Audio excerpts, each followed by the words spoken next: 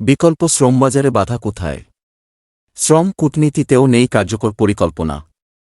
বিস্তারিত জানতে ভিডিওটির শেষ পর্যন্ত দেখুন। দক্ষ কর্মীর অভাবে তৈরি হচ্ছে না বিকল্প শ্রমবাজার। তাই গত 5 বছর ধরে রেমিটেন্স আটকে আছে $22 বিলিয়ন। শ্রমবাজারও সীমিত 8 থেকে 10টি দেশে। এর জন্য বিশেষজ্ঞরা গবেষণা আর দক্ষ কর্মী তৈরিতে অবকাঠামোর অভাবকে দুষছেন। এদিকে বিকল্প শ্রমবাজার তৈরি না হওয়ায় বাড়ছে অনিয়মিত অভিবাসন। গত 3 বছরে সৌদি আরবে গেছে প্রায় 16 লাখ কর্মী। আগে থেকেই সেখানে আছে 15 লাখ। 2020-21 অর্থবছরে সৌদি আরব থেকে রেমিটেন্স আসে $5.7 বিলিয়ন।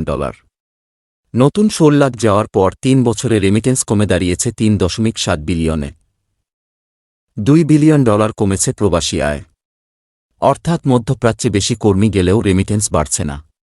ইউরোপ, জাপান সহ উন্নত দেশগুলোতেও কর্মীর চাহিদা ব্যাপক।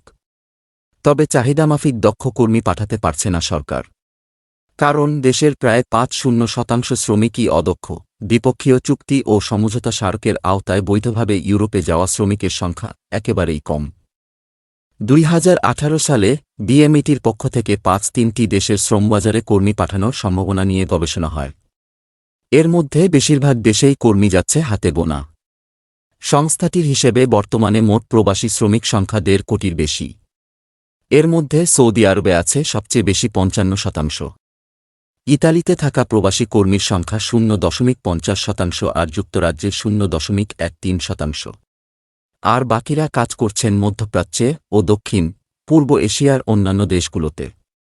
অভিবাসন বিশেষজ্ঞ আসিফ মুনিরের মতে শ্রমবাজার না বাড়ায় অনিয়মিত অভিবাসন বাড়ছে। তিনি বলেন, দরকার হলে প্রতি বছর যদি হয় যে সিজনাল লেবার যাবে, একটা বিশেষ মৌসুমে তারা কাজ করবে, আবার ফেরত চলে আসবে। এটার জন্য আমার ওখানে একটি স্থায়ী বন্দোবস্ত লাগবে, সরকারি বা বেসরকারিভাবে। সেটা না হলে কিন্তু বিশেষ করে শ্রম বাজারের সেক্টরটা, এটার কিন্তু অনেক সম্ভাবনা থাকার পরেও ধস নামতে পারে। এই বিশেষজ্ঞ আরও বলেন, এটা নিয়ে নিয়মিত গবেষণা দরকার। স্থায়ী কোনো ব্যবস্থা কখনই তৈরি হয়নি। গবেষণা সেল নেই।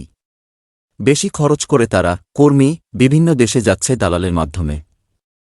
এতে পাচারকারীরাও সুযোগ নেবে। বিশেষজ্ঞরা বলেছেন, দক্ষ জনবল তৈরিতে কারিগরি প্রতিষ্ঠানগুলো কাজে আসছে না। শ্রম কূটনীতিতেও নেই কার্যকর পরিকল্পনা।